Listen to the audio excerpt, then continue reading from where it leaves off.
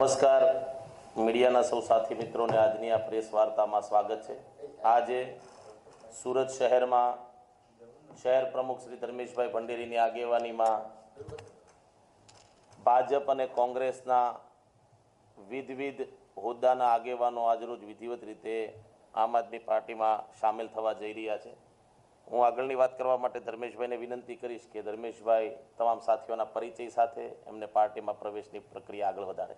અમે તો હંમેશા સુરત શહેરના ગુજરાતના એવા તમામ લોકો જે રાજનીતિ સાથે જોડાયેલા છે, સામાજિક કાર્ય સાથે જોડાયેલા છે અથવા જાગૃત યુવાન તરીકે કંઈક ને કંઈક કામ કરતા રહ્યા છે અથવા એમની ભાવના છે કે સુરત શહેરને નવી રાજનીતિક ક્રાંતિ મળવી જોઈએ, રાજનીતિક ક્રાંતિ આગળ વધવી જોઈએ, તમામ લોકોનું હંમેશા સ્વાગત કરવા માટે આતુર છીએ।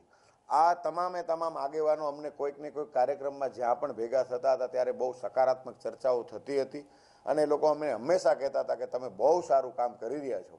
અમે પણ એવું ઈચ્છીએ છીએ કે તમે જે કામ કરી રહ્યા છો એ કામ આગળ વધે અને એમાં અમારી ક્યાંય પણ જરૂર હોય, અમારા લાયક કાંઈ પણ કામ હોય તો અમને કહેજો।